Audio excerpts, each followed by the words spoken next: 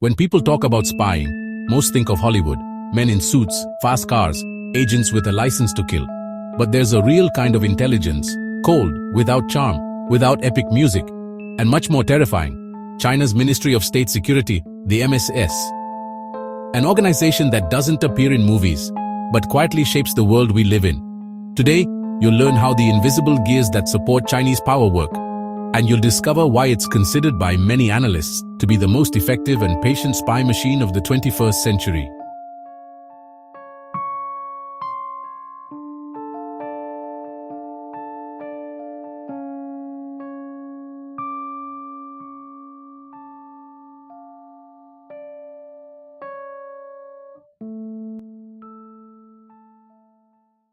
The Ministry of State Security, or MSS, was officially born in 1983, but its roots run much deeper, inheriting the secret networks created during the Mao Zedong era.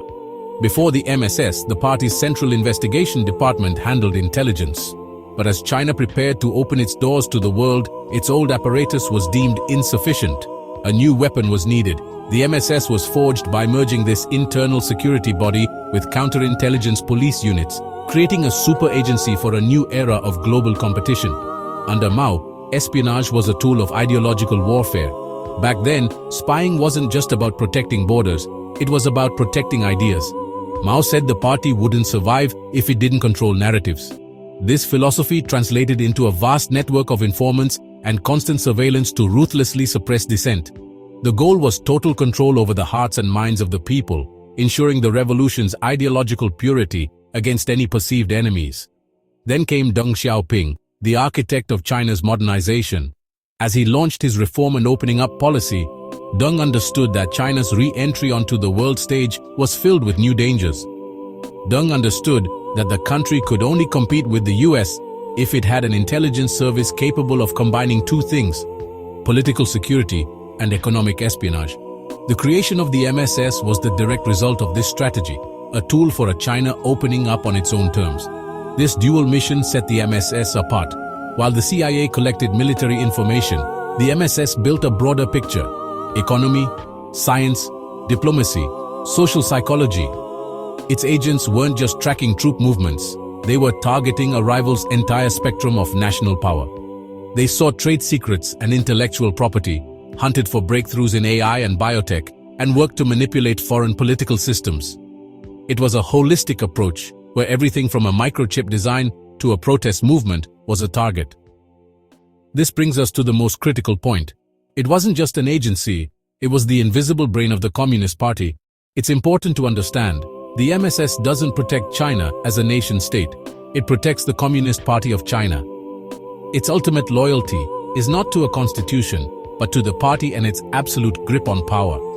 This fusion of party and state intelligence means its targets can be anyone perceived as a threat to the CPC's rule, from foreign powers to domestic dissidents.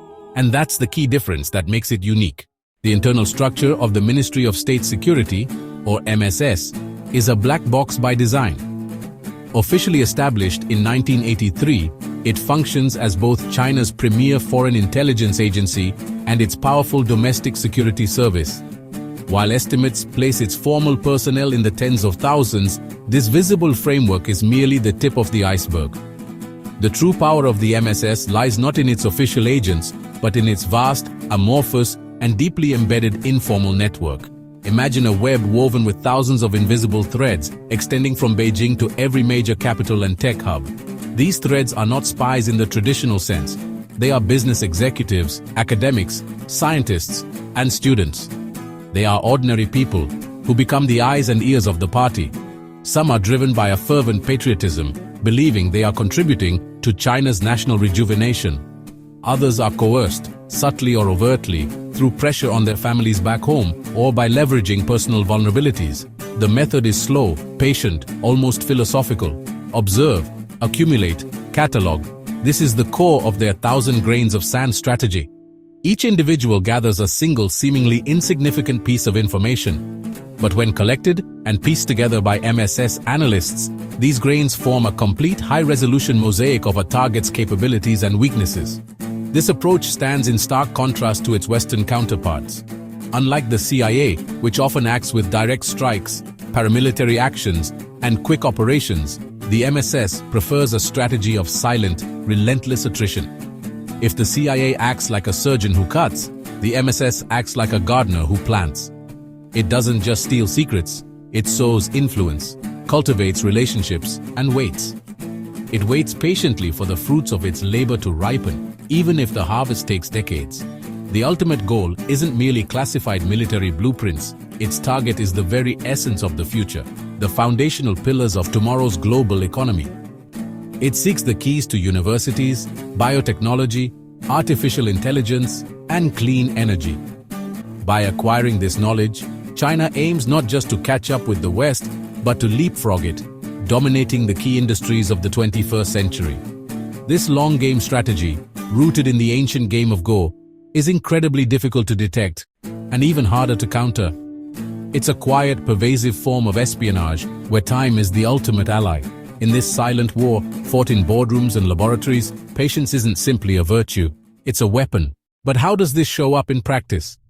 Western analysts have documented several cases of espionage linked to the MSS: industrial espionage, theft of secrets from major semiconductor and aircraft manufacturers, universities as targets, students who collect sensitive academic information, influence over diasporas. Chinese communities abroad are often pressured to cooperate, and a psychological detail: China doesn't see espionage as illegal.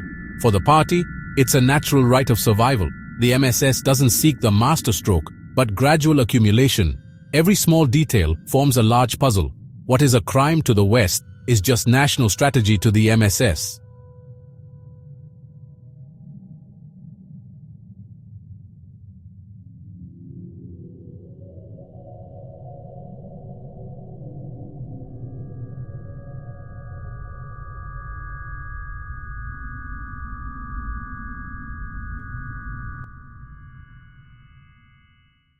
While the world talks about a trade war between the US and China, the MSS is playing on another front, the data war.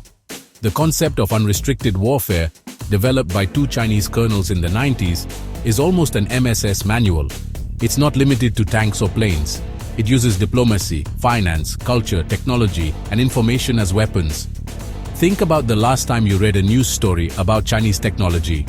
What seemed like a simple trade dispute might actually be the result of years of silent information gathering. For the MSS, information is territory, and in the 21st century, controlling digital territories can be more important than conquering physical cities. The physical infrastructure of surveillance is just the skeleton. Here we get into the most sophisticated part, psychology, where the system interfaces directly with the human mind. The MSS is more than a data collector.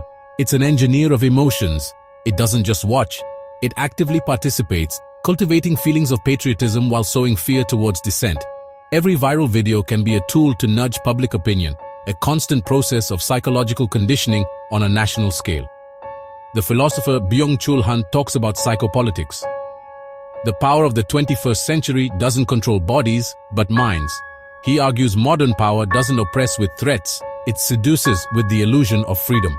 We willingly expose our lives online, and this smart power feels like personal choice. We become our own supervisors in a transparent prison we help build. The MSS already acts this way. Selective censorship, recommendation algorithms, subtle emotional stimuli. This isn't just deleting a post, it's shadow banning, making content invisible without notice. It's algorithms creating echo chambers that amplify state narratives while making alternative views disappear. The goal is a docile, distracted populace, and it goes beyond the present. It's not just knowing what you did yesterday, but predicting what you'll do tomorrow. By analyzing patterns, the system assigns risk scores, aiming to identify potential dissidents before they act. This is pre-crime enforcement, designed to neutralize threats before they can even materialize. Fear mixes with discipline. Citizens no longer need guards at the door. They've internalized the invisible presence of the state. A chilling effect descends. People self-censor, not just in public, but in private messages. The most effective prison is the one we carry in our own minds, where we become our own guards. The strategy is like a game of Go. In Western chess, you win by eliminating the enemy king. In Chinese Go, you win by surrounding the opponent until there's no escape. It's a patient game of controlling territory, limiting freedom, until the opponent is inert. The MSS plays Go on a global scale.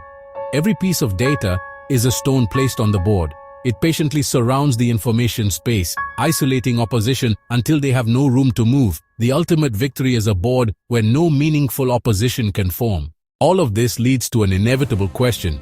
What is the ultimate goal of the MSS? It's not just about protecting borders. It's about ensuring that the 21st century is China's century. This means containing internal dissent, monitoring business elites, infiltrating foreign markets, influencing global policies. To the West, it might sound scary, but to Chinese logic, it's just a way to survive in a hostile world. The impact is already visible. Western companies rethinking supply chains. Universities creating barriers against suspicious collaborations.